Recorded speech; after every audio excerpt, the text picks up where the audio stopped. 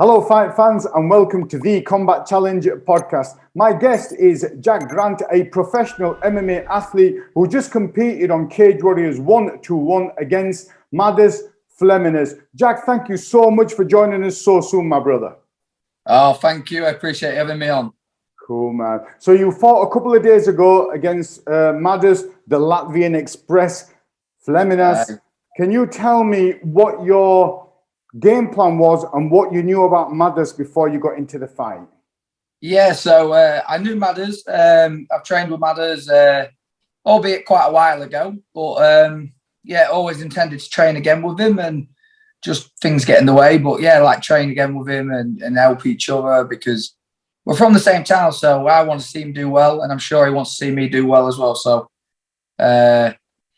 going into the fight, my game plan, if I'm honest, was to sort of like lure him into a stand-up match, nick the takedown, and submit him. So, because I watched the interview, where, like, I think he predominantly thought I was just at a striking gym. Like, if you think that, you're crazy, because it's like where I am, we've got Eric De Silva.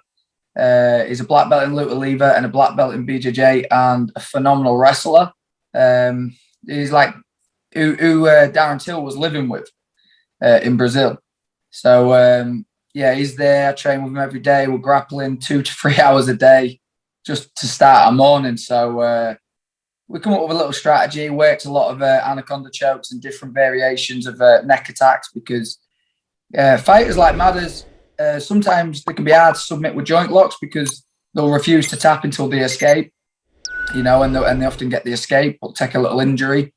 Whereas if you get the neck, it's game over. I think neck attacks are king, and that was kind of the strategy going into it, to get his neck.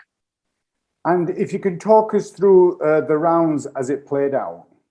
Yeah. So I came out, I wanted to pressure him and control, which I feel I did. I felt like every time I was like pressuring, I was looking to work some shots, but I felt like he was like very sort of hesitant almost. Like sometimes I'd throw a shot and I expected him to actually stay in the pocket a little bit more, let me miss, but then try and counter. Whereas I felt like he kind of like sometimes just like ducked really quick and then sort of almost like scurried off. Like I can remember a few times he like took his eye off me a bit, like, and sort of almost like ran.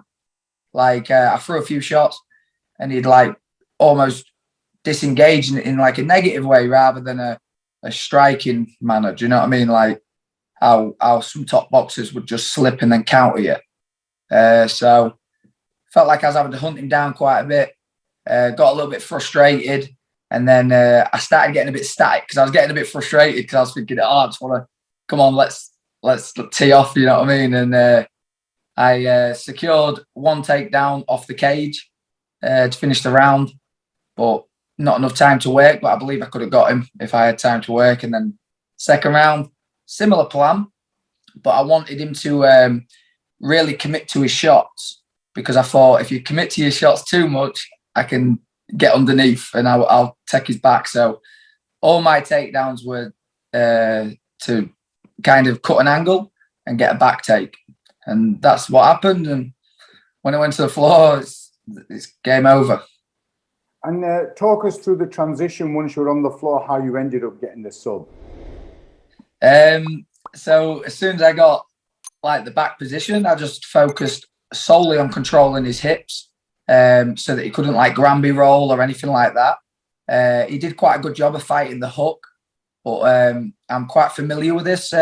So I used my left leg to hook underneath the shin, because I wanted to attach my lower body to his lower body, my upper body to his upper body, just how you should, like in a textbook manner. And he was just doing a good job of like removing the hook, but then not really transitioning. So I just used my weight. I sunk one hook really deep and caused him to tilt. As soon as he tilted, then I put my hook in. And then from there, it was pretty much game over, really. He was doing quite a good job of defending the neck like they often do. But I'm known for slipping off into like guillotine positions. And then I just figure forward it up into an anaconda choke. This was part of a four-man tournament, and that was your semi-final bout. Now that you're in the final, who are you fighting against, and what do you know about that fighter? So I'll be fighting Ian Gary. Ian Gary's like a really explosive striker, full of confidence, full of self-belief, unbeaten. He's an unbeaten guy. But the thing is, with unbeaten guys, like, I think as much as that's a great thing, I think it can also go against you as well, because you can believe you're invincible, and when the pressure actually gets put on, sometimes it can be a little bit overwhelming, and I think he's yet to feel that. But yeah, just well-rounded guy, a big guy as well. But I feel like I've fought them all, so nothing too new to me, but a very beautiful style of fighting, and I just look forward to facing it. And what date is that scheduled in for, Jack? I think that's June. I think that's going to be June. So a bit of time to, get ready, sharpen up, and build a good strategy to fight him. Brother Jack, thank you so much for coming on board so soon after your fight with Madars and sharing and breaking down that fight for us. And I look forward to hopefully having you on just before you fight, hopefully in June, and then after that, if that's okay with you, my friend. Yeah, definitely. So just, big thank you to Madars. Appreciate it, man. And I wish you all the best. Now, one thing what Madars has said was now that he's out of the game, he's saying that no matter what happens, you need to bring the belt back to Grimsby, my brother. Yeah, definitely, and that's exactly how I feel as well. Like if he'd have got the win, I'd have wanted him to win. So yeah, regardless to whether, as long as he's not fighting me, I'm rooting for him. So thank you. Cool, Jack. Speak to you soon, my friend.